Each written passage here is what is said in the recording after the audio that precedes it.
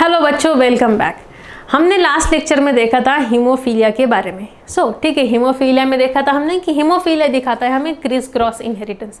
एक interesting part है haemophilia के बारे में जिसके ऊपर आज हम डिस्कस करने वाले, आइए जानते हैं। हीमोफीलिया क्या होता है? एक ऐसा डिसीज होता है जिसमें हमें ब्लड क्लॉट करने में कुछ ना कुछ प्रॉब्लम आती है, ब्लड क्लॉटिंग टाइम इंक्रीज हो जाता है। इस कंडीशन को काफ़ी अच्छे नाम के साथ नवाजा गया है, आइए जानते हैं इसके बारे में। हीमोफीलिया इसको कहा गया है द रॉयल डिसीज, एक शाही बीमारी। ये क्या बात हुई भाई, इसे शाही बीमारी क्यों कहा जाता है या फिर इसे रॉयल डिसीज क्यों कहा जाता है? वाई? ओके, वाई इसको रॉयल डिसीज, इसको क्या कहेंगे हम हमारी भाषा में? शाही बीमारी। शाही पनीर तो सुना था भाई, अब ये है हमारी शाही बीमारी।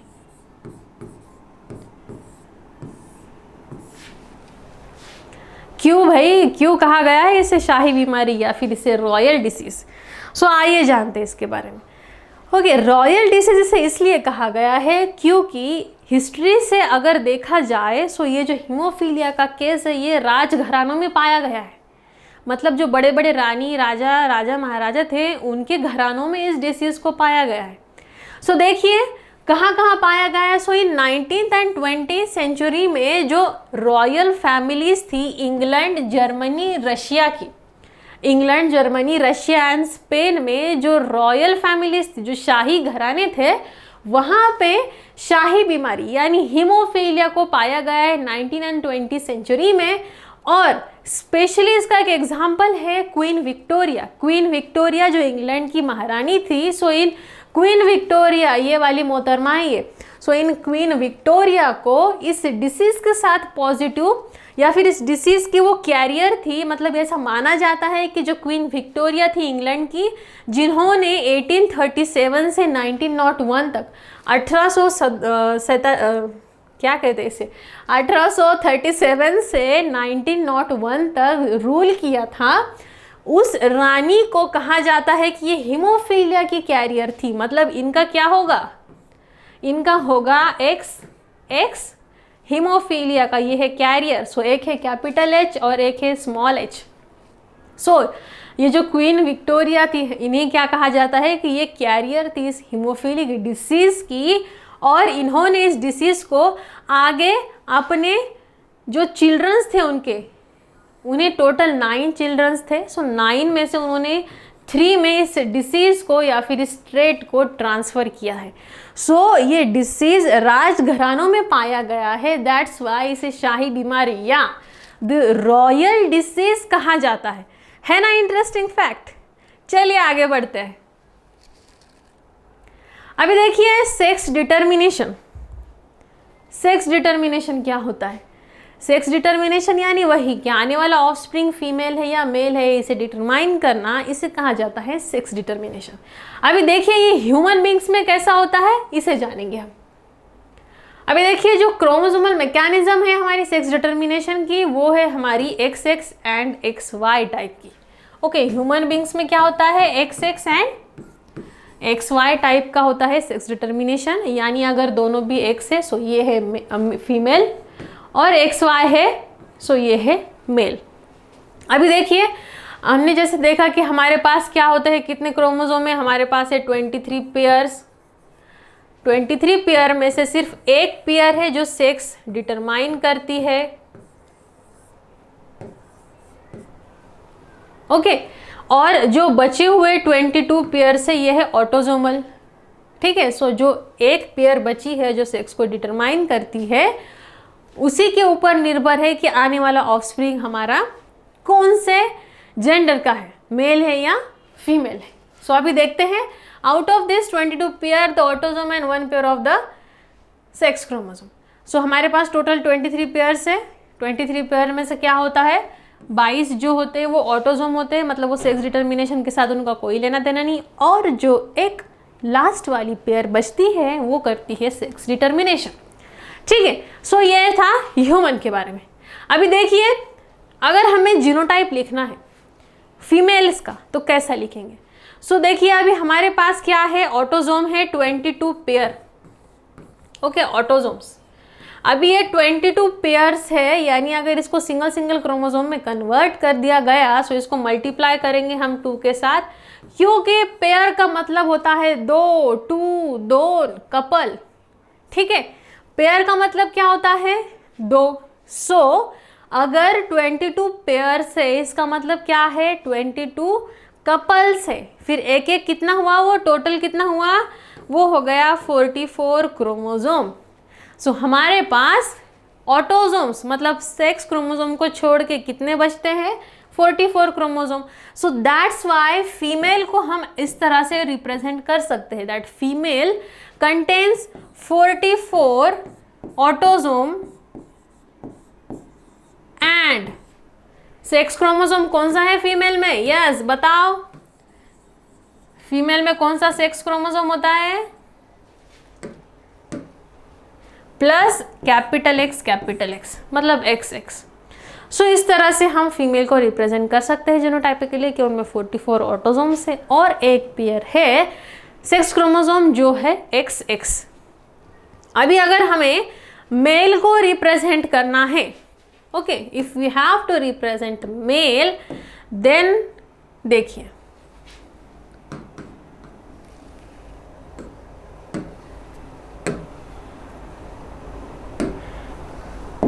ठीक है, अभी मेल को हम रिप्रेजेंट करने वाले हैं। So male is equals to 44 autosome इसमें भी है, बस चेंज होने वाला है सेक्स क्रोमोसोम में कि यहाँ पे XX की जगह XY आने वाले हैं।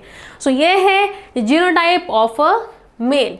अभी देखिए जो ह्यूमन मेल है इसे कहा जाता है हेटेरोगैमेटिक बिकॉज इसके पास जो दोनों भी गैमेट है वो डिफरेंट है, एक है X और एक है Y। ठीक है, ये दोनों भी गैमेट डिफरेंट है, दैट्स वाई मेल को कहा जाता है हेटेरो। हेटेरो का मीनिंग होता है अलग अलग, ओके।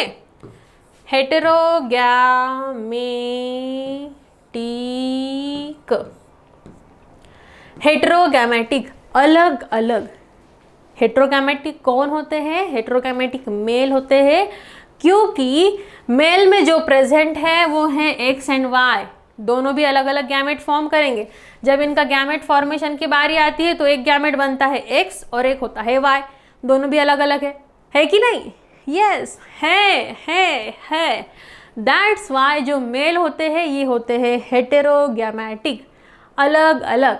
ठीक है, ये होते हैं हेटेरोगैमेटिक। और फीमेल इसके अपोजिट में होने वाली है होमोगैमेटिक। अब ये दो शब्द जो है इसको हमेशा से याद रखो, हेटेरो का मीनिंग होता है अलग अलग, इसका अपोजिट होता है होमो। होमो का क्या मीनिंग होता है? सेम। अभी देखो फीमेल में क्या है, हमारे दोनों भी X प्रेजेंट होते हैं। सो जब इस फीमेल के दोनों X से हमें गैमेट्स फॉर्म करने हैं, सो ये क्या होता है, एक X इधर और एक X इधर, दोनों भी XX बन गए। नाउ ये दोनों भी X या फिर जो दोनों भी गैमेट्स फॉर्म हो रहे हैं वो गैमेट कैसे है? सेम ही है, दैट्स वाई सेम को क्या कहते हैं? Homo. And that's why a female, जो फीमेल होती है, जो औरत होती है, वो हमेशा होती है होमोगैमेटिक, मतलब जो भी गैमेट कोई फीमेल प्रोड्यूस करने वाली है वो हमेशा सेम ही रहेंगे। She is always homogametic, okay, homogametic. अभी देखिए ये एक काफ़ी सिंपल सी कंसेप्ट है कि देखिए हमारा जो मेल है वो है हेटेरोगैमेटिक, जो फीमेल है वो है होमोगैमेटिक। एंड दैट्स वाई एक कॉमन सेंस लगा के हम ये बात पता कर सकते हैं कि देखिए जब कोई फीमेल है वो गैमेट्स, दोनों भी गैमेट उसके सेम बन रहे हैं XX, और जो मेल है उसका एक गैमेट X और एक गैमेट Y बन रहा है। ठीक है, इसका मतलब आने वाला जो ऑफस्प्रिंग होने वाला है उसका सेक्स डिटरमाइन करना या फिर उसके सेक्स पे इन्फ्लुएंस करने वाला गैमेट कहाँ से आता है? मेल के पास से। अगर मेल ने Y गैमेट को या फिर वहाँ से Y गैमेट आता है, सो आने वाला ऑफस्प्रिंग क्या होगा? मेल ही होगा। अगर मेल के पास से ही X आ रहा है देन फीमेल के पास तो X ही प्रेजेंट है, सो आने वाला गैमेट क्या होने वाला है? आने वाला जो ऑफस्प्रिंग है वो फीमेल होगा। सो इट मीन्स के जो भी सेक्स डिटर्मिनेशन होता है ये कम्प्लीटली डिपेंड होता है मेल पर। बट हमारी सोसाइटी में आजकल काफ़ी अवेयरनेस हो गया है, बट एक ज़माना था या फिर अभी भी कई ऐसी लोकेशंस है जहाँ पे माना जाता है कि अगर किसी महिला को बेटा नहीं हो रहा, इसकी कंप्लीटली जिम्मेदार कौन होती है? वो औरत खुद होती है। बट एक्चुअली साइंटिफिकली जो नेचर ने बनाया है उसके अकॉर्डिंग आने वाली संतान का सेक्स डिटरमाइन करने की पूरी पावर किसके पास होती है? मेल के पास, क्योंकि मेल क्या होता है? हेटेरोगैमेटिक होता है। ठीक है, अभी देख लेते हैं हम इसको एक सिंपल से पुनेट स्क्वायर के हेल्प से, ताकि आपको ये इजी समझ जाए। और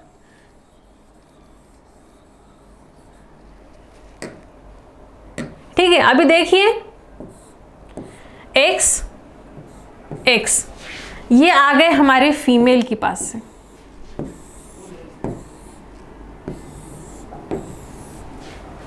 ओके, अभी ये है मेल, मेल के पास से क्या आने वाला है? सॉरी, इधर से रहेंगे हमारे मेल के।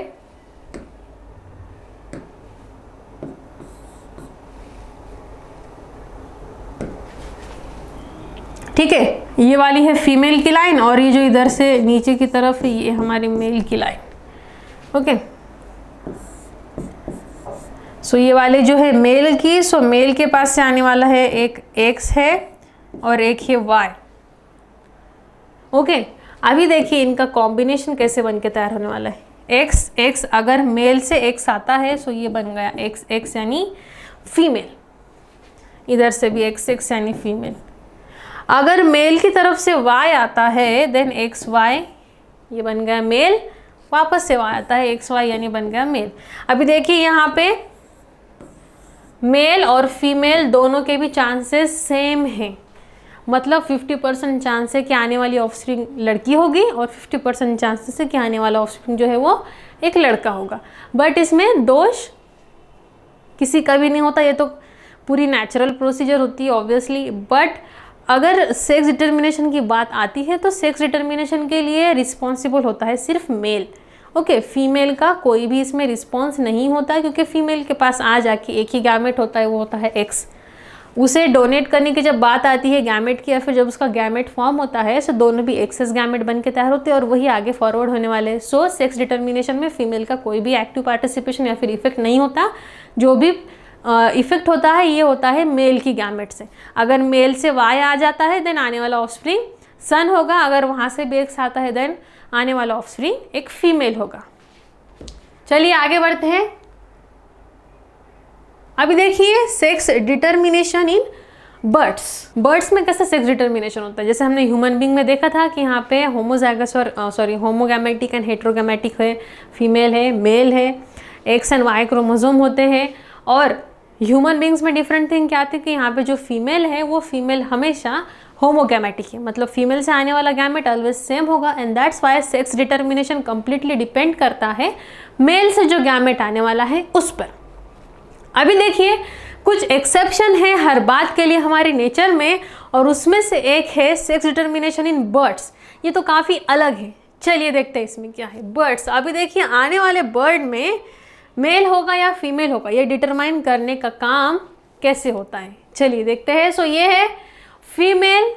अभी देखिए यहाँ पे मेल और फीमेल मैं तो नहीं बता पाऊंगी कौन है इसमें से, बट चलिए जो फीमेल होते हैं बर्ड्स में, सो फीमेल यहाँ पे होते हैं हेटेरोगैमेटिक। Okay, heterogametic. हेटेरोगैमेटिक यानी यहाँ से जो फीमेल में से जो गैमेट्स बनने वाले वो दोनों अलग अलग होंगे, और इसे रिप्रेजेंट करते हैं Z एंड W इस तरह से। एक्स वाई हमने यूज़ कर लिया, ZW बर्ड्स यूज़ कर रहे हैं। और अगर मेल की बात की जाए तो मेल है यहाँ पे होमोगैमेटिक, यानी इसके दोनों भी गैमेट्स सेम होने वाले हैं। सो होमोगैमेटिक मेल जिसका जीनोटाइप होने वाला है capital Z and capital Z।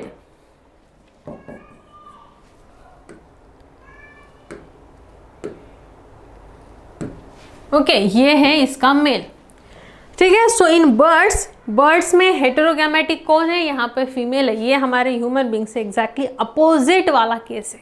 ठीक है, इसमें जो फीमेल्स है वो फीमेल है हेटेरोगैमेटिक और जो मेल है वो है होमोगैमेटिक। अभी देखिए आगे क्या होता है। अभी ये बस एक केस था जिसमें हमें एग्जांपल है कुछ बर्ड्स के बारे में। सो यहाँ पे जो भी सेक्स डिटरमाइन होने वाला है आने वाले ऑफस्प्रिंग का, ये कंप्लीटली डिपेंड करता है फीमेल्स पर डिपेंड करता है। कौन से स्पेसीज में? बर्ड्स में, ओनली इन द बर्ड्स। अभी आगे और देखते हैं हम कि सेक्स डिटर्मिनेशन हमारे हनीबीज में कैसे होता है। ये जो क्यूट सी हनीबी दिख रही है आपको, शहद की मक्खी, मधुमक्खी, तो इनमें सेक्स डिटर्मिनेशन कैसा होता है। देखिए अभी सेक्स डिटर्मिनेशन इन हनीबीज ये काफ़ी एक इंटरेस्टिंग पॉइंट है। ओके, नेचर ने इन्हें काफ़ी स्पेशल तरीके से बनाया है और इन्हें काफ़ी स्पेशल मेथड दी है टू डिटरमाइन द सेक्स। अभी आइए देखते हैं इनके बारे में ऐसा क्या है जो इतना इंटरेस्टिंग बनाता है इनके सेक्स डिटर्मिनेशन को। तो देखिए जैसे कि आपने देखा हनी बी, आपको पता होगा कि जो मधुमक्खी का छत्ता होता है वहाँ पे जो मेन होती है वो होती है क्वीन, रानी, और बाकी के कुछ जो लोग होते हैं वो वर्कर एंड ड्रोन होते हैं।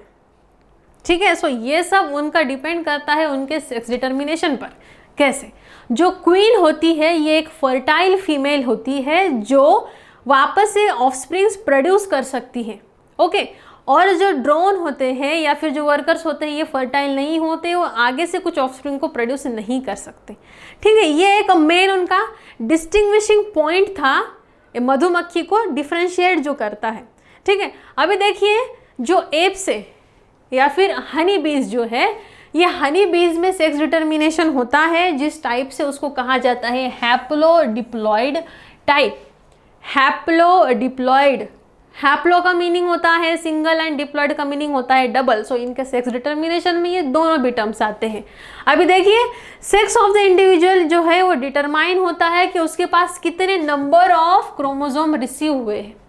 ओके, नंबर ऑफ क्रोमोसोम कितने हैं, नंबर ऑफ क्रोमोसोम कितने हैं इसके ऊपर डिपेंड करता है कि आने वाला मेल है या फीमेल है। ये स्पेशल केसेस सिर्फ हनी बीज में होने वाली। ठीक है, अभी देखिए अगर फीमेल है सो फीमेल यहाँ पे है डिप्लॉयड, यानी वो होती है 2n जिसमें होते हैं 32 क्रोमोसोम्स। ओके, यहाँ पे जो डिप्लॉयड है, डिप्लॉयड का मतलब होता है 32 क्रोमोसोम्स और जिसे रिप्रेजेंट करते हैं 2n, और ये है फीमेल। फीमेल डबल होती है भाई क्रोमोसोम अपने जो एप से, यानी जो हनी बीज है, जो मधुमक्खी है, इसमें फीमेल हमेशा 2n होती है यानी डिप्लॉयड होती है। That is 2n is equals to 32, उसमें क्रोमोसोम होते हैं 32। अभी देखिए इसका हाफ अगर कर दिया n, 2n का हाफ n हो गया और 32 का हाफ हो गया 16। सो मेल जो होते हैं ये होते हैं हैप्लॉइड, एंड हैप्लॉइड होने के कारण इनमें होता है n इज इक्वल्स टू 16। ठीक है, ये मेन क्राइटेरिया होता है हनी बीज में टू डिटरमाइन सेक्स। अगर उनके पास n, अगर वो डिप्लॉयड है मतलब उनमें अगर 32 क्रोमोसोम्स प्रेजेंट है तो वो फीमेल है, अगर उनमें सिर्फ 16 है तो वो मेल है। ये एक अलग ही तरीका है भाई इनमें डिटर्मिनेशन का, और दैट्स वाई इस टाइप को कहा गया है हैप्लोडिप्लॉइड। ठीक है, हैप्लो का मतलब है n और डिप्लॉयड का मतलब है 2n। सो इसके बुनियाद पे डिपेंड होता है कि आने वाली जो मधुमक्खी है वो मेल है या फीमेल है। सो दैट्स वाई इस टाइप को कहा गया है हैप्लोडिप्लॉइड टाइप। अभी चलिए आगे बढ़ते हैं। ठीक है, सो अभी देखिए यहाँ पे जो हनी बीज होती है उनमें भी हमारी तरह मियोसिस एंड माइटोसिस का प्रोसीजर होता है। अब जैसे कि आप सभी लोग जानते हैं कि मियोसिस में क्या होता है, जो भी नंबर ऑफ क्रोमोसोम वो हाफ हो जाते हैं, और माइटोसिस में क्या होता है यहाँ पे जैसे कि तैसे। ओके, सो अभी देखिए यहाँ पे जो फीमेल्स है, फीमेल्स में हैप्लॉइड सेल है, हैप्लॉइड एग सेल। ठीक है, इनके पास भी जो सेल है फीमेल्स में वो एग ही है। एग सेल में अभी यहाँ पे देखिए हमने देखा था ये कैसे है 2n है, बट मियोसिस के कारण वो 2n का n हो गया और इज इक्वल्स टू हो गया 16। ठीक है, सो हैप्लॉइड एग्स जो बनते हैं मियोसिस से वो फीमेल प्रोड्यूस करती है, और जो मेल प्रोड्यूस करते हैं वो बेचारे तो पहले ही हैप्लॉइड है, सो वो हैप्लॉइड के हैप्लॉइड ही स्पर्म रहते हैं उनके 16 में। ठीक है, सो अभी देखिए कॉमन लॉजिक लगाना है आपको कि अगर फीमेल में 16 है और मेल भी 16 प्रोड्यूस कर रहा है, सो अगर दोनों एक साथ आ गए तो 16 + 16 कितना हुआ, ऑब्वियसली 32। इसका मतलब अगर 32 होते हैं क्रोमोसोम, इसका मतलब आने वाला जो उनका ऑफस्प्रिंग है वो क्या होने वाले, फीमेल होने वाले। अब सोचिए अभी ऐसा कैसे हो गया कि अब ऑब्वियसली दोनों मिलने के बाद ही तो वे बच्चा आने वाला है या फिर ऑफस्प्रिंग आने वाला है। सो ऐसा तो नहीं हो सकता ना कि आने वाले इनके जितने भी ऑफस्प्रिंग है सारे के सारे ही फीमेल बन जाए, हो सकता है क्या? नहीं हो सकता। अभी देखिए इनमें एक अलग ही सिस्टम होती है, आइए देखते हो क्या है। ठीक है, अब देखिए पहली कंडीशन तो ये है कि मेल और फीमेल दोनों भी, जो फीमेल है वो मियोसिस के कारण 32 के 16 कर दे रही है और जो मेल है वो माइटोसिस के कारण 16 का 16 ही रख रहा है। और इन दोनों के फ्यूजन के बाद जो आने वाला ऑफस्प्रिंग रहेगा उसमें क्या होने वाला है? 16 + 16 32 होने वाला है, मतलब वो फीमेल ही रहने वाली है। अभी देखिए कुछ एक्सेप्शन केसेस है, अगर फीमेल का जो एग है उसका फर्टिलाइजेशन ही नहीं हुआ। ओके, अभी फीमेल ने उसका एग तो प्रोड्यूस कर दिया, कैसे प्रोड्यूस किया? मियोसिस के कारण उन्होंने, फीमेल ने उनका जो 32 था उसको 16 करके उनका एग गैमेट रेडी कर दिया है। बट अगर ऐसी कंडीशन है कि यहाँ पे उनके गैमेट का फर्टिलाइजेशन ही नहीं हुआ, अब क्या होगा भाई? सो यहीं से तो कहानी शुरू होती है। सो देखिए, अगर फर्टिलाइजेशन ही नहीं होता है स्पर्म के साथ, देन फीमेल क्या करती है? एक अलग ही प्रोसीजर यूज करती है जिसके कारण वहाँ पे हैप्लॉइड मेल प्रोड्यूस होता है। ठीक है, अगर उनका फर्टिलाइजेशन होता है सो वहाँ पे उनके 32 नंबर ऑफ क्रोमोसोम वाली एक क्वीन पैदा होगी या फिर एक फीमेल पैदा होने वाली है जिसमें क्रोमोसोम के नंबर है 32। और अगर ये एक फर्टिलाइज ही नहीं होता है देन एक प्रोसीजर है जिसका नाम है पार्थिनोजेनेसिस। ठीक है, क्या नाम है उसका? पार्थिनोजेनेसिस। ओके, पार्थिनोजेनेसिस एक प्रोसीजर है जो रिप्रोड्यूस करती है हायर ऑर्गेनिजम्स में, बट ये एक असेक्सुअल रिप्रोडक्शन है। मतलब इस कंडीशन में जो पेरेंट्स है वो ज़रूरी नहीं कि वो दोनों पेरेंट्स की मेटिंग हो, दो पेरेंट्स के बीच में मैरिज हो, या फिर यहाँ पे दो पेरेंट्स की कोई ज़रूरत ही नहीं होती। सिंगल जो फीमेल है वो फीमेल अपने आप से आने वाला ऑफस्प्रिंग बना सकती है, आने वाली जनरेशन बना सकती है। इस प्रोसीजर को कहा जाता है पार्थिनोजेनेसिस।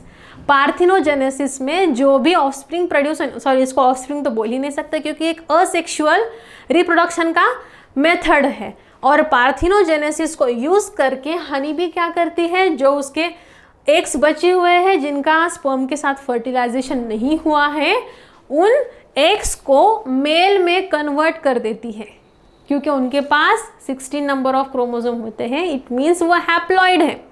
ओके, वो हैप्लॉइड होते हैं, इसका मतलब क्या है कि वो कैसे बन के तैयार होने वाले हैं? वो मेल बनने वाले। ठीक है, सो ये एक पार्ट है टू डिफ्रेंशिएट द सेक्स इन हनी बीज। अभी देखिए 2n = 32 ये होती है हमारी क्वीन एंड वर्कर। ठीक है, क्वीन एंड वर्कर, यहाँ पे भी दो ऑप्शन है। अभी क्वीन किसको कहा जाएगा? क्वीन उन्हें कहा जाएगा जिन्हें डेवलपमेंट के बीच में रॉयल जेली मिली है, मतलब अच्छे फूलों का रस मिला है, उन्हें रानी कहा जाएगा। और जो बस नॉर्मली डेवलप हुए हैं, जिन्हें कुछ खास या फिर जिसे रॉयल जेली कहा जाता है वो नहीं मिला है, वो सब बन जाएंगे वर्कर्स। और ये जो बेचारे थे जो बच गए थे n = 16 वाले, जिनका फर्टिलाइजेशन ही नहीं हुआ, वो बन जाते हैं ड्रोन। ठीक है, सो ये था हमारे हनी बीज में जो सेक्स डिटरमाइन होता है उसका तरीका। सो देखिए, जिन्हें रॉयल जेली मिलती है डेवलपमेंट के बीच में, वो फर्टाइल फीमेल्स बनती हैं और वही आगे जाके क्या बनने वाली है? रानी या फिर क्वीन बनने वाली है। और जिन्हें नहीं मिलता है ये रॉयल जेली, ठीक है, सो वो तो फीमेल ही है, बट ये स्टेराइल फीमेल है। ओके, ये फीमेल सिर्फ स्टेराइल फीमेल होती है और ये बस वर्कर की तरह काम करती है। ठीक है, सो ये एकदम इंटरेस्टिंग टॉपिक था हमारा about the sex determination of honey bees. I hope कि आप सभी को पसंद आया होगा और समझ में आया होगा। ठीक है, थैंक यू। मिलते हैं नेक्स्ट लेक्चर में। यहाँ से नेक्स्ट पॉइंट नेक्स्ट लेक्चर में कंटिन्यू करेंगे। थैंक यू, तब तक के लिए सी यू, बाय।